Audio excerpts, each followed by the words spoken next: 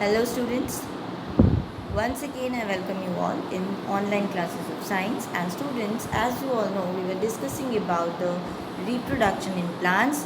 We have discussed about the vegetative and asexual modes of reproduction, and we have started with the sexual reproduction in plants. In continuity to the parts of flower, today we will be discussing about pollination. Yes. Now what is pollination? The transfer of pollen grains from anther to the stigma of a flower. Anther and stigma, they are the male reproductive part.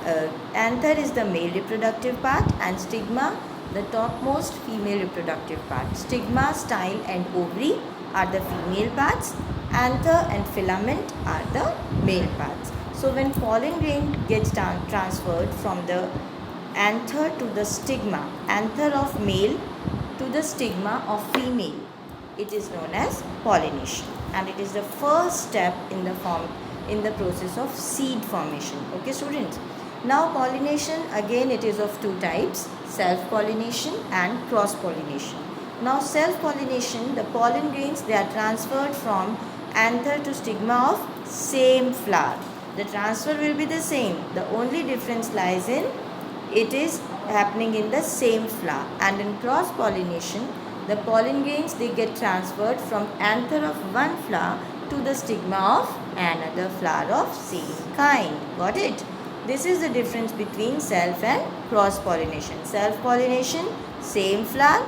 Cross pollination, two flowers of same kind. Now the next on the screen I am showing you the picture of self pollination and cross pollination.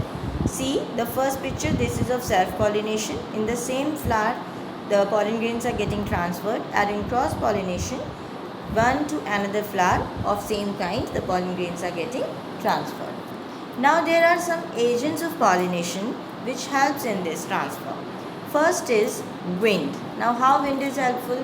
When wind blows, it blows away the pollen grains from anthers of one flower to the stigma of another flower, right? So that is how wind helps in the pollination.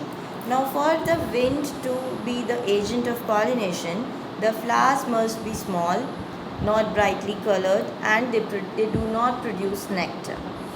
And the pollen grains, as we know, they are very light and they are very large in number. Very large means numerous amount of these pollen grains are there.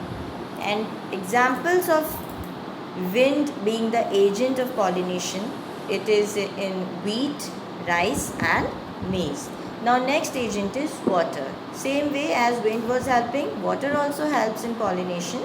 Here the pollen grains are released into the water and they are carried out by the water currents to other flowers.